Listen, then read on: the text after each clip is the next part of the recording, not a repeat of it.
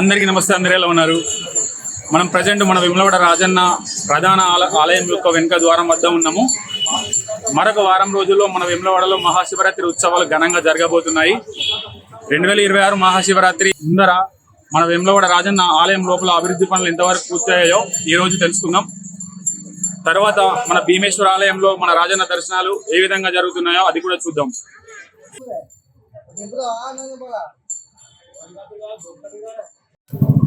మనం చూస్తున్నది మన వేములవాడ రాజన్న ఆలయం యొక్క వెనుక ద్వారం. ఇది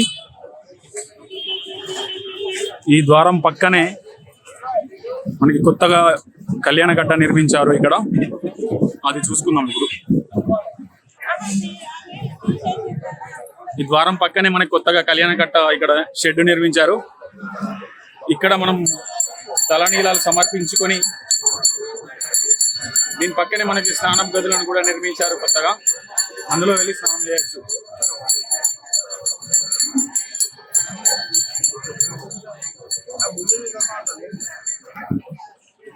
ఈ కనిపిస్తున్న షెడ్లు ఇవి స్నానం గదులు.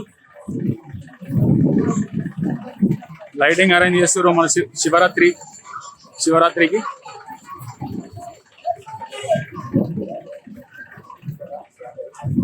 ఇక్కడ ఈ కొత్తగా నిర్మించిన షెడ్ లోపల షవర్లు ఉంటాయి. షవర్లలో స్నానం చేయొచ్చు.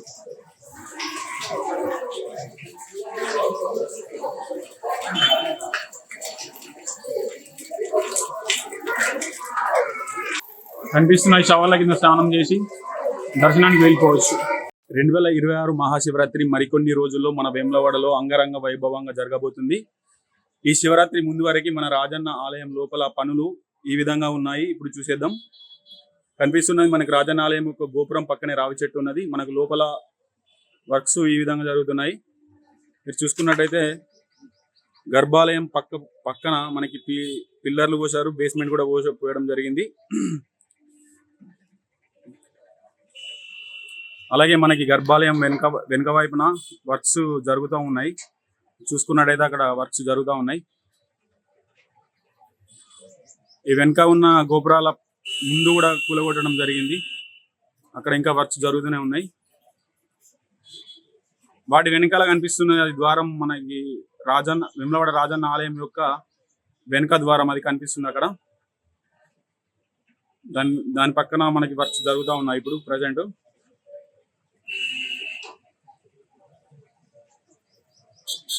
ఇది మనం రాజన్న యొక్క ప్రధాన గర్భాలయం. ఇది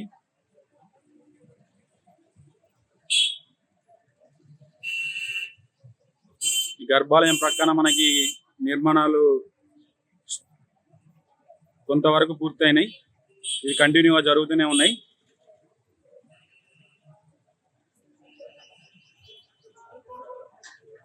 రెండు 2026 మహాశివరాత్రికి ముందు వరకు మన వేములవాడ రాజన్న ఆలయంలో ఈ విధంగా ఉంది.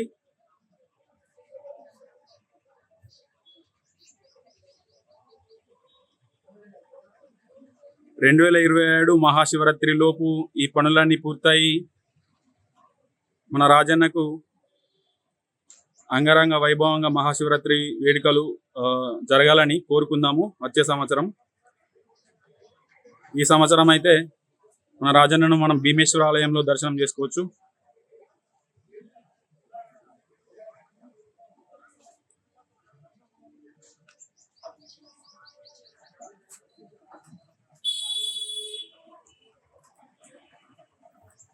ఇది మన రాజన్న ఆలయంలో కనిపిస్తున్న దర్గా.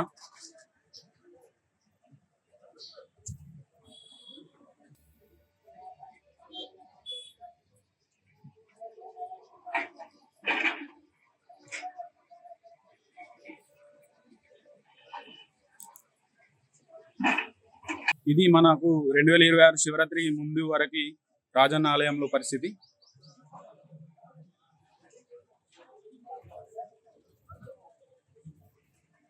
మనమైతే ఇప్పుడు భీమేశ్వర ఆలయం లోపలికి వెళ్ళి మన వేములవాడ రాజన్నను దర్శనం చేసుకుందాం. కోడెని కట్టుటకు ఉచిత దర్శనం మరియు శీఘ్ర దర్శనంకు కనిపిస్తున్న ఈ క్యూ లైన్లు కొత్తగా నిర్మించడం జరిగింది. శీఘ్ర దర్శనం కొరకైతే ప్రతి ఒక్కరికి 100 రూపీస్ చెల్లించాల్సి ఉంటుంది. మనం ఈ క్యూ లైన్ల ద్వారా నేరుగా భీమేశ్వర ఆలయం లోపలికి వెళ్ళిపోవచ్చు. దగ్గరలో శివరాత్రి ఉంది కాబట్టి రానున్న రోజుల్లో ఈ క్యూ లైన్లు భారీగా నిండబోతున్నాయి. ఈ శివరాత్రికి అధిక సంఖ్యలో భక్తులు మన వేములవాడకు రావడం జరుగుతుంది.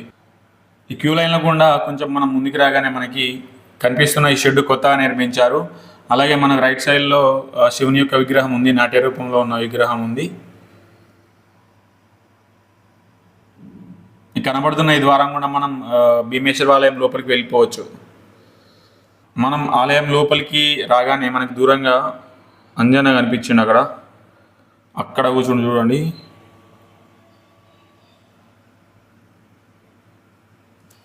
ఈ క్యూ లైన్ల ద్వారా మనం ఇంకా కొంచెం లోపలికి వెళ్ళాల్సి ఉంటుంది.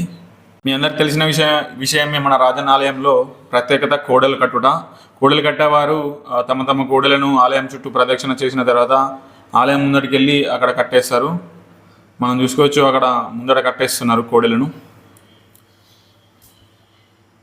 మనమైతే ఇంకా క్యూ లైన్లో ఉన్నాము. మనకి రైట్ సైడ్లో భీమేశ్వర స్వామి ఆలయం ఉంది. ఆలయంకి ఎదురుగానే మనకి కొన్ని విగ్రహాలు ఉన్నాయి. ఇక్కడ నంది, శివలింగం విగ్రహాలు.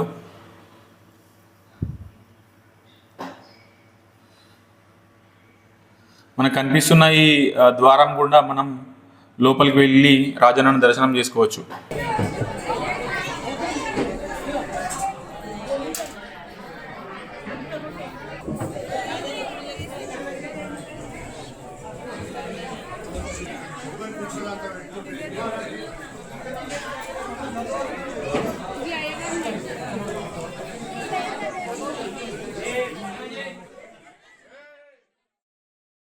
మనం చూసుకోవచ్చు, కోడెలు ఆలయం ముందట ఉన్నాయి. ఇక్కడ కనిపిస్తున్న ఈ రాతి స్తంభాలకు ప్రదక్షిణలు చేసిన తర్వాత ఇక్కడ కట్టేస్తారు. మన దేశంలో ఎక్కడ లేని విధంగా మన వేములవాడ రాజన్న ఆలయంలోనే ఈ కోడెమొక్కు అనే ప్రత్యేకమైన మొక్కు ఉంటుంది. మరి ఏ దేవాలయంలో ఇటువంటి మొక్కు ఉండదు.